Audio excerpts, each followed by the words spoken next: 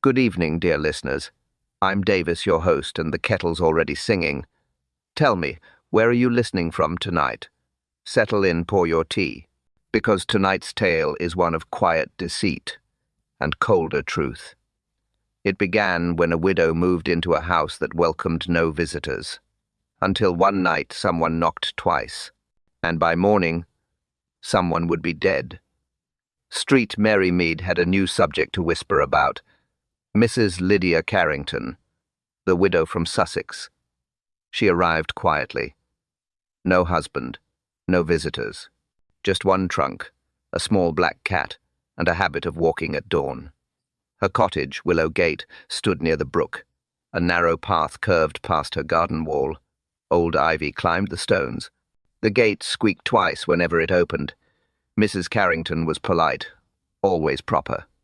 She nodded to the grocer, smiled at the vicar's wife, and thanked the milkman with soft words. But she never lingered, never joined the teas or church suppers. No one ever saw her laugh. Miss Marple noticed her first from the lane. Always the same routine, 5:45 each morning. A shawl over her shoulders, a candle lit in the window, then the letters, one by one, sealed in green wax. The wax was an odd color, not bright, a dull forest green that caught the light strangely. Sometimes she'd press the seal too hard, leaving smudged ridges like fingerprints, and the letters always thick, as if something more than paper lay inside. "Perhaps she has family abroad," said Mrs. Price at the post office. "No return address," said Mr. Pratt. "Always stamped in Market Basing," added the vicar's wife. The gossip grew like ivy, slow, steady, impossible to remove. Miss Marple said nothing. She simply watched. Watched the way Mrs. Carrington glanced toward the road before she left each envelope at the gate. Watched how the postman never stopped. How the letters seemed to vanish between 1 hour and the next. Once, Miss Marple had tried to ask, "Such pretty wax, my dear. Rare color these days." The widow smiled faintly. "My husband liked it." "Ah, you were married long?" "Once," she said. "Long enough." Then she turned away, candle flickering behind her curtain. The village formed opinions. Some said grief made her strange. Others whispered of money, of debts left behind. Someone claimed she'd been rich once. Someone else said she'd been ruined by the man she married. Her cat, black as soot, often sat by the window. Its eyes followed anyone who passed. Sometimes a flicker of movement could be seen behind it. A hand lifting, then falling, writing. Always writing. Evening by evening, the same faint scent drifted from her chimney, beeswax and ink. Her garden remained perfect. No weeds, no flowers either, only trimmed hedges, silent and sharp. Miss Marple mentioned her once to Dolly Bantry. "She has discipline," Marple said. "Or secrets," Dolly replied. Then came the small event that turned whispers into worry. A postboy cycling down the lane found an envelope by the ditch. Green wax seal broken, paper soaked through from rain. He brought it to the post office, curious. Mrs. Price squinted at the blurred name on the front. The ink had run, but 2 words were still clear. Charles Tewson. No one in the village knew who he was. No one but the widow, perhaps. Miss Marple heard about it that same afternoon. She folded her knitting, looked out her window and said quietly, "Then one day, a letter went missing." And she knew, at once, the peace of Willow Gate was over. The morning rain came soft, thin and steady. By 8, the postboy's boots were already soaked. He rode down Willow Lane, humming, until he saw an envelope lying near the gate. Green wax. The seal broken, paper torn and stained with mud. He stopped, dismounted, and picked it up carefully. Inside, he found a cheque for £200. The name below it read, Charles Tewson. He didn't know the man, but the name sounded important. He folded the paper back inside and cycled on. By noon, the news had spread through every shop. Charles Tewson, retired clerk from Market Basing, was dead. Found in his study. A cup of tea beside him untouched. Dr. Haydock said poison. Inspector Slack said mystery, and the villagers said something else. They said the letter by the gate had come from Willowgate Cottage. Miss Marple sat by her window when Dolly Bantry brought the news. He was a careful man, Dolly said. Accounts papers, no enemies. Marple listened quietly, her eyes fixed on the teacup Dolly carried. Steam rose in thin lines, curling sweet. Almond. The faint, unmistakable scent. It wasn't from the milk, Marple said softly. Almond oil. Or something worse. By evening the village was a chorus of certainty. Some said the widow had poisoned him for money. Others swore it was mistaken identity. A few whispered that Mr. Tewson had been blackmailing her. Inspector Slack questioned the widow that night. Mrs. Carrington received him in the front room. Her dress was black, plain, without lace. Her hands were folded. Her cat slept on the hearth. "I understand you wrote to Mr. Tewson," Slack said. "I write to many," she answered. "Then you knew him?" "No. But this letter," he held up the damaged paper, "bears your name." Her eyes did not flinch. "My name is not uncommon." Slack frowned. "The wax matches yours." She gave a small nod. "Yes, I use green wax, my late husband's choice." "Did you ever meet this man?" "No, Inspector." "Never." Her voice stayed steady, but her fingers they trembled once, lightly, before she clasped them again. Outside, the wind caught the old gate. It creaked twice, then fell silent. When Slack left, Miss Marple stepped out from the shadows of the lane. She'd been watching, unseen. The air was damp. The smell of almond still clung faintly around the doorway. And on the table inside, through the window's reflection, she saw three things: a candle, a pen, and another envelope. This one, sealed in green wax, unsent, waiting. Marple turned away slowly, her breath visible in the cold. The case had already begun. But Mrs. Carrington, she murmured, swore she'd never met him. Miss Marple arrived at Willowgate just after 3. She carried a basket. Inside were scones wrapped in cloth, still warm. Mrs. Carrington answered the door herself. Her face was pale, framed by loose strands of silver hair. The black cat slipped past her feet, brushing against the step. "How kind," the widow said. "I thought you might like something with tea," Marple replied. "Thank you.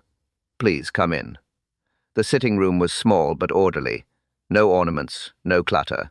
A faint smell of ink, wax, and something sweet, almost like sugar, melting on metal. Marple's eyes adjusted to the dim light. The curtains were half-drawn. A candle flickered on the table. Beside the hearth stood a small dish. At first glance it looked like green confetti. Closer she saw it wasn't paper. Wax shavings, curled and delicate. The same dull forest green she had noticed before. "Such a pretty colour," Marple said lightly. Mrs. Carrington smiled. "My husband liked it. He said red was too sentimental." She stirred her tea slowly. Marple watched the spoon clink once, twice, then stop. On the mantel rested a letter opener. The handle was brass. The blade caught the candlelight thin, sharp, recently cleaned. Near the base, small grains glimmered. Marple leaned closer. Sugar crystals. She said nothing at first. Then softly, "You have a habit of writing by candlelight, I see." "Yes, I find it peaceful." "And the sugar? You've been sweetening something." The widow laughed, a sound that didn't quite reach her eyes. "Old habit. I sweeten letters." Marple smiled back, but her gaze stayed on the blade. Sugar on metal, wax in curls, and on the shelf above, a candle stub burned halfway, its wick twisted into itself. Mrs. Carrington poured tea for both. Her movements were precise, almost rehearsed. Not a drop spilled. The cat meowed softly and leapt onto the chair beside her. "You live alone, I think?" Marple asked. "Yes. Peace suits me." "Few visitors?" "Only the postman. Sometimes no one at all. Yet you write quite often." Mrs. Carrington looked up. "I have reasons to keep in touch, though perhaps fewer now." The words hung between them. Marple stirred her tea, though she didn't drink it. The smell again, faint sugar, faint wax, faint smoke. She imagined letters sealed, sugar dust pressed under wax to harden faster, or to carry something else entirely. On the shelf, a single candle mark trailed down the brass holder, one drop, perfectly round, stopped midway. A hand too steady for accident had done that. Marple set down her cup. The room felt still, waiting. Outside, a bird called once, then stopped. "Well," Marple said, rising, "I won't keep you from your letters." The widow nodded. "Do come again, Miss Marple." Her smile returned, careful and composed. Marple stepped into the cold air, basket empty now, thoughts full. Wax, sugar, fire. Each left a trace. She looked back at the window. The candle still burned, though no one moved inside. And that, Miss Marple thought, was not a joke. Gossington Hall smelled of polished tea and chrysanthemums. Lady Bantry poured with her usual flair, filling each cup halfway before adding a single sugar cube. Miss Marple sat by the window, knitting resting in her lap. The talk, as always, circled back to one subject, the widow at Willow Gate. "She writes every morning," said Mrs. Price. "Same time, same candle, same green. Wax." Lady Bantry leaned closer. "And never posts them herself. The postman says he's never taken a single one." Colonel Melchett stirred his tea, slow and deliberate. "Her husband, Carrington, died abroad, didn't he?" "Something about fever?" "Yes," said Lady Bantry. "South America, I think. Or was it Africa? The story changes depending on who tells it." Miss Marple listened, silent. She never trusted stories that changed shape. They were like knitting dropped mid-row loose, uneven, revealing what people wanted hidden. "She's well provided for, I hear," said Mrs. Price. "Quite," Melchett replied. "Carrington left a tidy estate, but there's a puzzle. Before he died, he transferred the accounts to a man in Market Basing. Name of Tewson." The name fell like a stone. Marple looked up. "Charles Tewson. Yes. Why?" "I believe," she said softly, "he's the man who died last week." Silence followed. Even the clock seemed to hold its breath. Lady Bantry blinked. "You don't mean to say the widow and that poor man?" "I mean," Marple interrupted gently, "that his name appeared on a letter from her gate." Colonel Melchett frowned. "Coincidence, perhaps. The man dealt with estates. He might have handled her late husband's affairs." "Perhaps," said Marple, "but one doesn't send checks to the dead, nor seal them with green wax."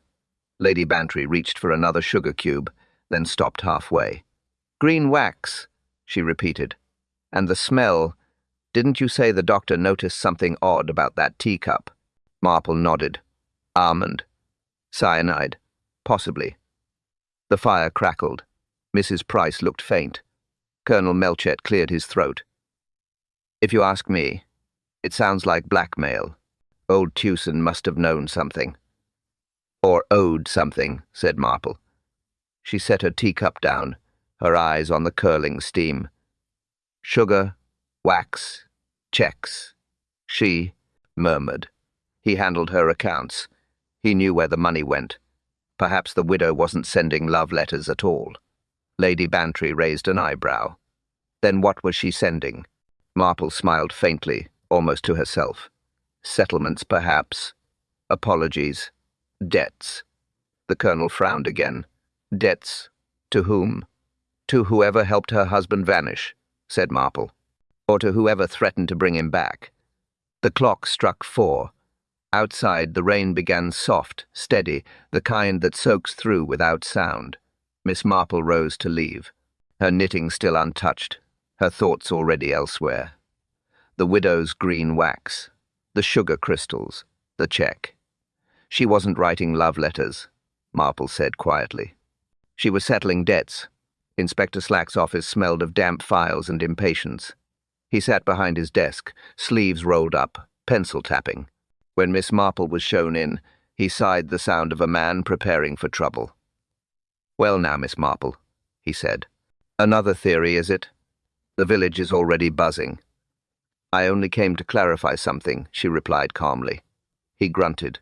"It's an accident, plain as daylight. Poisoned himself by mistake, perhaps. Nothing criminal. Marple smiled faintly. You believe that? I believe in facts, he said. No signs of struggle. No forced entry. Cup by his hand, chair undisturbed. And the letter? Simple enough. Misdelivered. No proof it came from Willowgate at all. She folded her hands. The check inside, Inspector. You've seen it? Of course. Dated 2 days after his death. Slack's tapping stopped. He stared. You're sure of that? Quite. The coroner placed death on Thursday afternoon. Yes. The check is dated Saturday. He leaned back. Forgery, then? Marple shook her head. Not necessarily. Then what? Timing, she said softly. Someone wrote it for him, when he was already gone. Slack frowned deeper. You're suggesting a living person handled his checkbook after the fact? Indeed. Who? I don't know yet. But whoever it was understood the habit of Mr. Tewson's hand. The curl of his signature, the loop in his T. It wasn't clumsy. It was careful, purposeful. He opened a file and thumbed through papers. You've seen forgery before. Only in wills, she said mildly. And in one case of altered church accounts. Then you'll know handwriting can be copied. Yes, Marple said, but rhythm cannot. He raised an eyebrow. Rhythm? People write in rhythm, Inspector. The living hand moves with breath. The forger copies shape, but never pace. This signature, it has no pace. It's like a clock that's stopped. Slack stared at her. You're telling me someone sat at his desk, wrote out a check, and dated it 2 days later. For what reason? To make it appear routine. A man paying a bill, nothing suspicious. And the amount £200. Small enough not to alert the bank, she said. Large enough to settle something quietly. Slack drummed his fingers again. Blackmail, then? Perhaps. Or repayment. Or guilt. He sighed. You think the widow's involved? I think her letters are, Marple replied. All sealed, all gone, all unpaid until now. Slack rose and walked to the window. The rain streaked the glass, thin lines in grey light. He turned. You've a gift for making simple things sound crooked, Miss Marple, she smiled. That's because in Street, Mary Mead, crooked things often hide behind simple ones. He nodded reluctantly. I'll check the bank records. But if this turns out to be another coincidence, then we'll both be relieved, she said. Relieved. Because if it isn't coincidence, Inspector, someone's been writing letters for the dead. The pencil rolled off his desk and hit the floor. Neither of them bent to pick it up. The morning after her visit to Inspector Slack, Miss Marple walked into the village stationer's shop. The bell above the door jingled once and stopped, the sound sharp in the quiet. Mr. Hollis, the clerk, looked up from his ledger. Good morning, Miss Marple. More knitting needles today? Not this time, she said. I wanted a stick of green sealing wax. He frowned, then smiled politely. Out of stock, I'm afraid. Mrs. Carrington bought the last bundle a fortnight ago. Ah, Marple said. The widow from Willowgate. He nodded. Yes, always the same shade. Forest green. No, 7. She paused, fingers resting on the counter. And no one else uses that color, I suppose? Mr. Hollis hesitated. Well, funny thing. Last week someone came in asking for the same wax. Said she was buying it for Mrs. Carrington. I thought it odd. Marple's eyes narrowed slightly. A friend, perhaps? Didn't say. Just nervous. Hands shaking when she paid. What did she look like? Hard to say. Youngish. Wore a scarf tight round her face. Voice soft but uneasy. Like she was afraid of being overheard. Marple adjusted her gloves. She always wore grey wool in cool weather. Anything else you recall? Mr. Hollis rubbed his chin. Yes. When she counted the coins, I noticed a stain on her glove. Ink. Blue. Looked fresh. Right on the thumb. Marple tilted her head. Blue ink? Yes, miss. The kind we sell for fountain pens. I meant to offer her a handkerchief, but she left too quickly. The doorbell chimed in her memory of that description, quick, uncertain, and gone. She paid in coins? All small change. Careful, though. Counted twice. And you're certain she gave your name as Mrs. Carrington's messenger? Clear as day. Said, I'm getting it for Mrs. Carrington. She's run out. Marple smiled faintly. That's very helpful, Mr. Hollis. Thank you. He looked uneasy. You don't think it means trouble? Everything in street. Mary Mead means a little trouble, she said gently. We just don't know whose yet. Outside, the street was grey with drizzle. Marple walked slowly, thoughts lined up like stitches in her mind. The widow wrote letters sealed in green wax. Someone else had bought the same wax under her name. Someone young, nervous, stained with blue ink. Ink, wax, sugar. Each detail had its own rhythm, and the pattern was beginning to hum beneath the surface. She stopped by the post office. Watched the clerk sorting letters, none sealed in green today. Then she glanced toward the distant lane where Willow Gate waited under mist. The widow's hands had always been bare when she wrote. Marple remembered perfectly. Thin fingers, no rings, no gloves. Not once. She looked down the street, the rain thickening, and whispered to herself, and the widow never wore gloves. The lane to Willow Gate was slick with rain. Miss Marple walked slowly, umbrella in hand, shoes sinking slightly into the wet earth. The mist hung low, muffling sound. Only the faint tapping of her stick broke the quiet. She paused by the garden fence. Something caught her eye, a small inkwell lying on its side in the mud. The glass was cracked. Its black contents spilled like blood into the puddles. A smear of ink trailed along the wood, faint but fresh. She bent down. 2 sets of footprints marked the ground. One heavy, pressed deep by a man's boot. The other lighter, small, uncertain, crossing over it. They met near the fence, facing each other. One had waited, the other had approached. Marple straightened, her breath visible in the damp air. Someone had come to the cottage during the storm, and someone had waited in silence for them to arrive. She followed the trail to the gate. The latch was still damp, faint blue ink staining the metal. A finger had touched it recently. She noted it, then entered. Inside, the house smelled faintly of smoke and candle grease. The fire had burned out. A teacup sat cold on the tray. The cat was gone. She moved toward the writing desk. A candle stub leaned in its holder. Beside it, the ledger open, pages torn roughly from the middle. The edges were uneven, as if pulled in haste. Bits of paper clung to the spine. She sat down, careful not to disturb the surface. A small puddle of dried ink marred the corner. The pen lay nearby, its nib broken. She scanned the remaining pages. Neat columns of figures, all in the same hand. Receipts, settlements, checks, dates. But the missing section began precisely where the names of Charles Tewson and Henry Carrington should have appeared. She closed the book gently. Too deliberate. Too clean.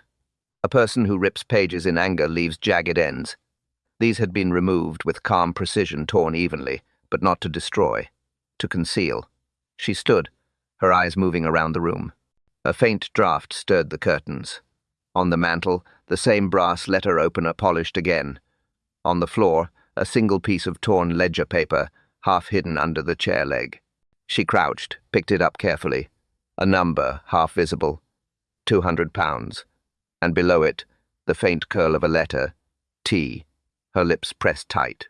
She folded the scrap into her handkerchief and slipped it into her pocket.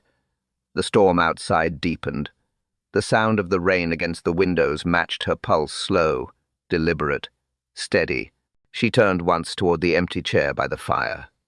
The widow's shawl hung there, neatly folded, untouched since morning. Miss Marple whispered to herself.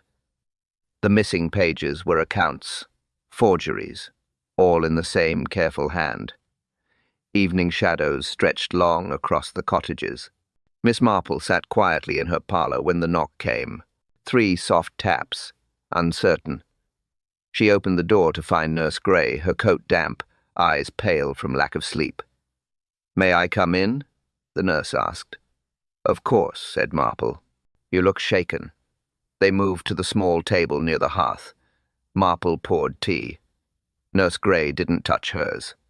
Her hands trembled slightly as she unpinned her hat. "I shouldn't be here," she began. "But I can't keep it to myself any longer." Marple nodded. "You were at Willow Gate last night." Nurse Gray's head jerked up. "How did you?" "I saw your lantern from the lane," Marple said softly. "You were not alone." The nurse swallowed. "No, I wasn't." She stared into the fire as if replaying the scene. "It was raining hard. I'd gone to deliver some medicine. Mrs. Carrington had complained of sleeplessness. I knocked. No answer. Then I heard crying inside. Faint, but steady." Marple leaned forward. "A woman's voice?" "Yes, hers." She sounded frightened. "Did you go in?" "I tried the handle. It was locked." "And then?" Nurse Gray took a breath. "Then I heard a man's voice. Deep, angry. He said, 'You owe me the rest.'" Her eyes flicked to Marple's. "That's what he said. Clear as day. 'You owe me the rest.'" Marple's knitting lay still in her lap. "You recognize the voice?" she asked quietly. The nurse hesitated. "At first I thought, no, it couldn't be. But yes, I knew it." "Whose voice was it?" The nurse's whisper trembled. "Henry Carrington." Marple said nothing. Only the clock ticked, slow and even. "Mrs. Carrington's husband has been dead 5 years," Marple said at last. "I know. Everyone knows. But I heard him." "You're certain?" "I nursed him once, before he left for South America. I would never forget that voice." Marple looked into the fire. The flames moved low, restless. "Did you see him?" "No. The curtains were drawn. I saw a shadow move, that's all. Tall, broad-shouldered. But the tone, the way he said her name, it was him." Marple's expression didn't change, but her fingers tapped once against the armrest. "After that?" "The crying stopped. Then silence. I waited a minute, maybe 2. Then I left." "Did you tell anyone?" The nurse shook her head. "Who would believe me?" Outside, the church bell rang the 1/4 hour. Marple rose, walking slowly to the window. Rain still fell, tapping faintly against the glass. "If Henry Carrington is alive," she said, "he's come back for something he believes was never his." Nurse Gray looked at her sharply. "You think he's alive?" Marple turned. Her voice was quiet, measured. "I think someone wanted her to believe he was." The nurse's eyes widened. Marple's gaze stayed steady. "Or," she said, "someone pretending to be him." Inspector Slack met Miss Marple at the gate of Willow Cottage just after dawn. The mist still clung to the hedges, soft and pale. He carried his notebook. She carried only her umbrella. "Locked," Slack muttered, testing the door. Marple bent, lifted the flower pot beside the step. A small brass key lay underneath. She handed it to him without a word. Inside, the air was heavy candle smoke, paper damp ink. The fire was cold. The table by the window was covered in letters, dozens of them, neatly stacked, all sealed with dull green wax. Slack whistled low. "Well, well. So our widow liked to write." Marple's eyes moved over the pile. Each letter bore the same initials on the front, H.C. She lifted one carefully. The handwriting was elegant, controlled. But the pressure of the pen was uneven, as though written with trembling fingers. "Henry Carrington," she said quietly. "Her husband," Slack replied. "Dead and buried, 5 years." Marple nodded. "Or so we thought." He flipped open another letter, with his pencil. "This one isn't even posted. Addressed, sealed, never sent." Marple leaned closer. The seal was perfect round, centered, clean, but the color was slightly off. A shade lighter than the others. Newer wax. "Odd," she murmured. She was precise with color. Exact shade every time. "This one looks different." Slack broke the seal carefully. Inside, the ink was still wet. He read aloud, "It will look like poison. You promised no one would suffer." He looked up. "Poison. That's clear enough." Marple's voice stayed calm. "Not if it's metaphor," she said. "The poison could be truth." Slack frowned. "Meaning?" "Meaning someone wrote this to make her afraid." not to confess. Marple lifted the envelope closer to the light. At the edge of the wax, something caught her eye. Tiny fibers, blue, barely visible against the green. She touched them gently with her handkerchief.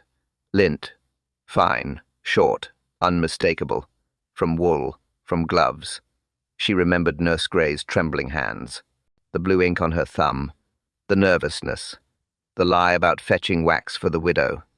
Slack opened another envelope. Empty. Just paper creased once, as if something had been removed. He sighed. Blackmail letters, I'd wager. Someone holding her past over her.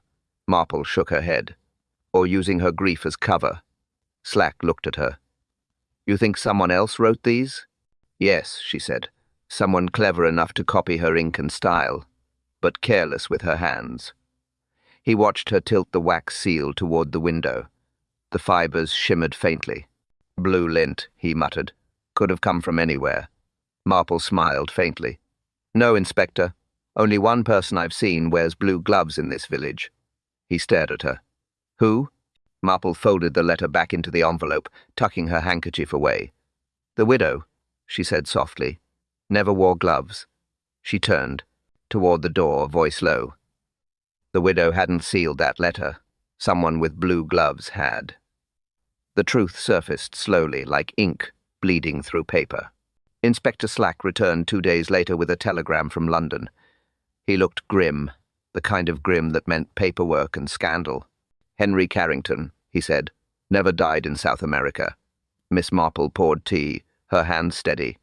I thought as much, she replied. He faked it. Slack continued. Insurance fraud. Embezzlement. He'd been wanted for years. Disappeared with close to £5,000. Marple nodded, and left his wife behind to clean the stains. Slack dropped the telegram on her table. He changed his name, went by Henry Clay, worked under Tewson at the bank in Market Basing. Tewson, Marple repeated softly. The man who died. Slack sighed. Yes. Seems Tewson found out who he really was. Threatened to expose him unless the money was repaid. So Henry needed funds, Marple said. Funds only his wife could reach. Exactly. He wrote to her. Claimed he was still alive. Told her to send payments to him under false names. Those letters, everyone sealed with green wax, were hush money. Marple leaned back in her chair. She thought she was buying forgiveness, she murmured. But she was buying silence. Slack nodded. She didn't know he was alive. Not until recently. He must have sent someone else to collect the last payment, probably the nurse. Then Tewson caught on and threatened to go public. Marple's gaze fell to the table. And then Tewson died. Slack rubbed his temple. Poisoned. The widow's letters stopped the next day. Marple rose, crossing to the window. The rain had started again, soft against the panes. She paid because she believed it would end, she said. But such debts never end. They grow roots. Slack flipped open his notebook. If Carrington's alive, we'll find him. But there's something worse. The death certificate we have from 5 years ago, it's genuine. Issued by a colonial hospital. Marple turned. Genuine? Yes. Someone died under his name. Someone buried as Henry Carrington. She stared at him. A substitution, then. He traded one body for another. Slack nodded grimly. We'll have to exhume to be sure, but the record fits. No one verified the face. The coffin was sealed before it reached England. Marple's voice softened. And the widow kept sending letters to a ghost. Exactly. The husband used her grief as a disguise. Clever devil. She looked down at the envelope still lying open on her table. Green wax, blue fibers, a dead man's initials. The pieces slid together quietly, without protest. Carrington wasn't dead. He'd lived among them, unseen, feeding on the guilt of the woman who loved him. Marple spoke at last, her tone low, final. But if Henry wasn't dead, she said, whose body was buried under his name? The night settled heavy over Street Mary Mead. Wind pressed the windows. The rain had not stopped since dusk. Miss Marple sat awake, her lamp dim, the ledger open beside her teacup. A knock came hurried, uneven. When she opened the door, Inspector Slack stood there, hat dripping, face drawn. "She's gone," he said. "Mrs. Carrington?" He nodded once. "Collapsed an hour ago. Cup of cocoa beside her. Same smell. Almond." Marple reached for her coat. "Show me." They walked down the lane under one umbrella. The gate at Willow Cottage hung open, banging faintly in the wind. Inside, the hearth glowed dull red. One candle burned low. The widow sat in her chair, head tilted, eyes closed as if asleep. The cocoa cup rested near her hand. Steam still rose faintly from it. On the small table lay a folded note. Slack handed it to Marple. The words were short, written in her careful hand. "Forgive me. I failed you." Beneath the signature, a green wax seal pressed into the corner, the same circular mark as before. Marple looked around the room, everything in its place, letters stacked neatly, curtains drawn, no sign of struggle. She was poisoned. Slack nodded. "Dr. Haydock says so. Same symptoms. But this time the dose was heavier, instant. Self-inflicted? Could be. Could also be made to look that way." Marple stepped closer to the cup. The rim was clean, too clean. The sugar spoon lay beside it dry. She touched the handle lightly. No sticky edge, no residue, no trace of the faint crystals she had seen before. "She sweetened every drink," Marple murmured. "Even tea." Slack frowned. "What are you saying?" "She didn't make this cup, someone else did." He looked over at the note again. "Then who wrote it?" Marple bent to study the wax. The color matched, but the texture was wrong, glossier, smoother, as though melted with a hotter flame. She took out her handkerchief, brushed the edge gently, no sugar flecks embedded within. Nothing to catch the light. "She sealed all her letters with sugar beneath the wax," Marple said softly. "It hardened faster, left a shine. This one doesn't. It's a perfect imitation." Slack's jaw tightened. "Copied? Exactly." He straightened. "Someone went to great trouble." "Yes, and someone knew her habits." Marple set the cup down. The faint scent of almonds lingered in the air, mixed with candle smoke. She turned toward the window. A shape outside moved past the hedge, quick, silent. When she looked again, the path was empty. Slack followed her gaze. "What did you see?" "Nothing," she said. "Only what's already gone." She took one last look at the still figure in the chair, the note beside her hand, the seal pressed neat into paper. Then she whispered, more to herself than to Slack. Someone copied her. Ritual, perfectly. Morning light crept pale through Miss Marple's curtains. On her table lay the sealed letter taken from Willow Gate. She placed it under her magnifier, breath slow, eyes sharp. The wax looked perfect. Same dull green, same smooth seal. But the edge caught the light differently. She adjusted the lens. There it was. Blue lint, pressed deep into the wax. Short fibers. Wool. She smiled faintly. "You again," she whispered. The clue had come full circle. The same blue that stained the stationer's counter.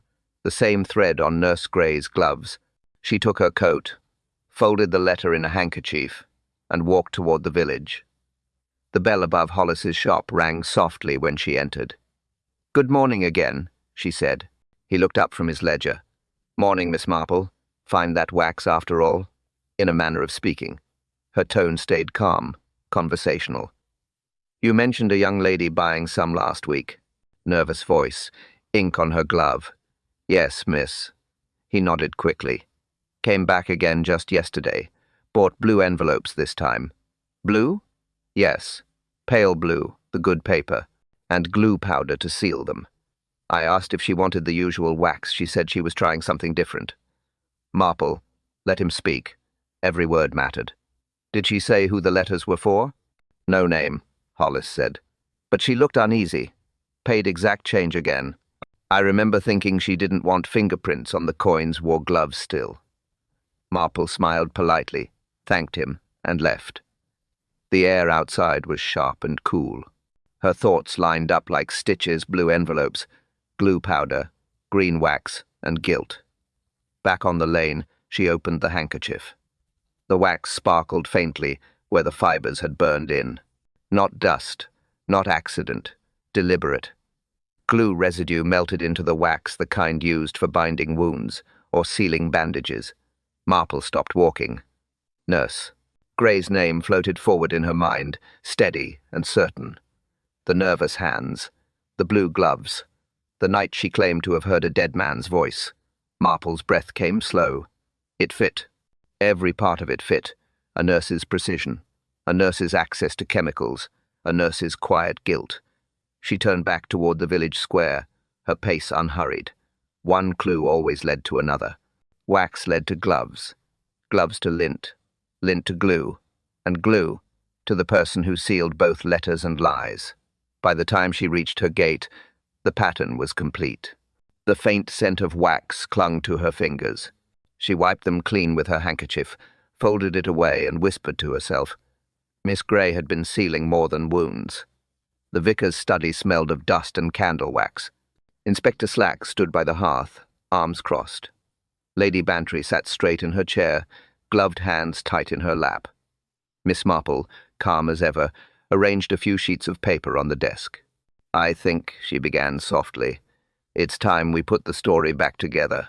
Slack grunted. You're certain it's all tied to the nurse? I am, she said. And to the man she loved. Lady Bantry leaned forward. Henry Carrington? Marple nodded. The same. Not dead. Not quite alive either. A man who lives by lies is neither. The vicar frowned. But how did she fit in? Love, Reverend, Marple said gently. Blind, foolish love. She glanced at her notes. Miss Gray helped him vanish 5 years ago. She obtained medical certificates, managed the paperwork, arranged a false death. In return, he promised to come back for her. He never did. Slack snorted. So she helped him cheat the law. Yes, then stayed behind to watch his widow pay for it. Marple turned a page. When Tewson uncovered Carrington's fraud, he became a threat. Miss Gray couldn't risk exposure. It would have revealed the forgery she'd signed. So she forged again, this time a check, dated after Tewson's death. A false payment to make it appear business as usual. Lady Bantry whispered. And the poison? Marple's voice stayed even. Sugar. A nurse knows her dosages. She doctored Tewson's tea with the same cyanide once used in her husband's clinic. Slack paced, muttering. Then the widow? Marple's eyes softened. She found out. Perhaps a letter came back unopened. Perhaps she recognized her own wax on a forged seal. Miss Gray panicked. She copied the widow's ritual, the wax, the cocoa, the note, poisoned her to close the circle. The vicar shook his head. All that for a man who abandoned her. Marple sighed. Love often hides under duty. She believed she was saving him from disgrace. Lady Bantry shivered. Then Henry Carrington? Gone again, Marple said. He fled the moment he learned Tewson was dead. Miss Gray was left behind with nothing but guilt. Slack stopped pacing. Proof? Marple opened the handkerchief she'd brought. Inside lay the wax seal, dull green. Under the glass of her magnifier, a blue fiber gleamed. Her gloves, Marple said. Same lint, same residue, and glue powder from her bandages mixed in the wax. Slack stared. That's enough to hang her. No, Inspector, Marple said quietly. It's enough to understand her. The room went silent. The rain outside tapped the windows like slow applause. Marple looked up. In her mind, she wasn't killing, she said. She was finishing what began 5 years ago, a lie sealed in wax. She folded the handkerchief, voice calm, final. And her mistake was the wax. Evening fell heavy over Street Mary Mead. Inspector Slack and Miss Marple waited in the vicar's study while the constable fetched the nurse. She entered quietly, coat buttoned to the throat, eyes hollow but dry. Slack spoke first. Miss Gray, you know why you're here? She nodded once. Yes, you've already found it, haven't you? The wax. Marple's tone was gentle. We only wish to understand. The nurse looked from one face to another, then down at her gloved hands. She removed them slowly. The fingertips were faintly stained blue. "I mixed it," she said. "Wax and glue, to match hers. The glue made it harder, smoother. It shone like hers used to." Slack's pencil hovered above his pad. "Why go to all that trouble?" Her voice cracked. "Because I had to make them believe it came from her. The letters, the seal, all of it. He wanted proof the money was paid." "Henry Carrington," Marple said softly. The nurse flinched at the name. "Yes, he wasn't dead. He came to me first, said he needed help, said he'd make it right. I believed him." She clasped her hands tight. "I loved him once, foolishly. When he fled, I signed the certificate that buried another man in his place. He promised to start again, but when Tewson found out, he turned cruel, said he'd ruin Henry unless we paid." Slack asked quietly, "So you killed Tewson?" Tears welled but did not fall. "I didn't mean to. I only wanted to frighten him. I measured wrong. The sugar dissolved too quickly." "And the widow?" Marple asked. The nurse closed her eyes. "She discovered a letter I'd forged. She knew. She said she would go to the police. I begged her not to. She said truth mattered more than pity. Her breath caught. She drank what I made for him. I only wanted him to start again." The room went silent. Marple's knitting lay still on the arm of her chair. When she finally spoke, her voice was quiet, almost kind. "Some debts are paid twice, Miss Gray. Once in money, once in conscience." The nurse nodded, trembling. "I know. I've paid both." Slack signaled the constable waiting by the door. She didn't move, didn't resist, only looked at Marple, searching for something softer than judgment. "Will she forgive me?" she whispered. Marple met her eyes, but gave no answer. Outside, the church bells struck 9, slow, final, and heavy as they led Miss Gray away. Evening rested softly over Gossington Hall. The fire hummed low, steady. Lady Bantry poured tea while Miss Marple watched the steam curl and fade. For a moment, neither spoke. Outside, the wind carried faint echoes of church bells. "Strange business," Lady Bantry murmured. Marple nodded. "People hide guilt behind kindness," she said. She stirred her cup once, slowly, sometimes even behind healing hands. The kettle hissed gently. Both women sat still, each holding thoughts unspoken. The clock ticked. The tea cooled. Marple smiled faintly. "Truth," she whispered, "cools slower than tea." "What did you think, dear listeners? Did you guess before Miss Marple did?" A soft chuckle. "Tell me in the comments below. I love reading your theories." He pauses as faint kettle steam fades in the background. "And don't forget to like and subscribe for tomorrow's tale." His voice lowers, inviting. "Another kettle will boil, and another quiet crime will whisper through Street Merry Mead."